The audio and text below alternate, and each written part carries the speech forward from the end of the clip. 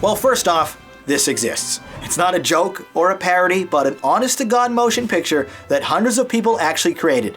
On purpose.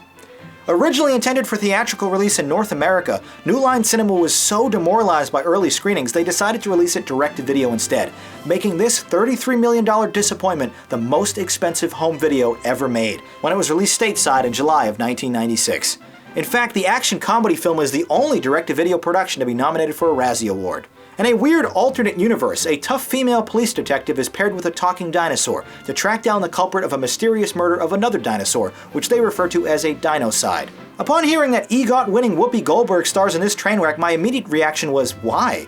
But to her credit, she desperately tried to back out of her verbal agreement. It was only after being sued by the producer and offered a $7 million salary that she reluctantly took the gig. Coltrane, there's been a homicide and your name came up. Am I a suspect? Actually, it was a dinocide. A dinosaur is dead. Theodore Rex, meet Katie Coltrane. Hi. You two solved this case together. Whoa, what? Teddy's in public relations, but I'm field promoting him temporarily. He's a dinosaur. Come on, Coltrane. He graduated from the academy just like you did. He's a dinosaur. You're not a speciesist, are you? Get me results by prime time tomorrow, and I'll double your regular commissions. To be fair though, dinosaurs were a huge craze in the early 90s. From Jurassic Park to the Dinosaurs TV series, those giant lizards could get greenlit in almost anything. Goldberg stars alongside the title character, a 6-foot puppet voiced by George Nebburn, whose human behavior and abilities are never explained, or even addressed.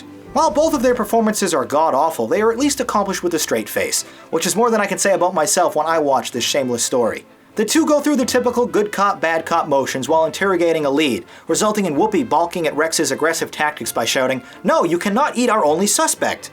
The PG-rated adventure has such a wildly inconsistent tone though, bouncing from inspirational monologues about rising above our personal limitations to an oft-repeated physical gag involving Rex's gigantic tail.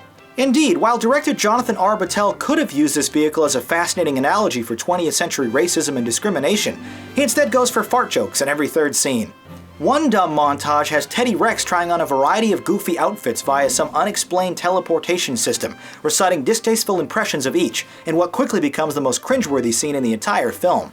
Speaking of costumes, Whoopi remains dressed in an unflattering jumpsuit for the entire duration. Theodore Rex unravels without any tension or energy, making it feel much longer and slower than it actually is. Perhaps this family-friendly experience would work as a cartoon show, but as a live-action motion picture, it's practically impossible to take seriously, especially once respected actor Armin Mueller-Stahl shows up as a mad scientist, hell-bent on creating another ice age for some reason.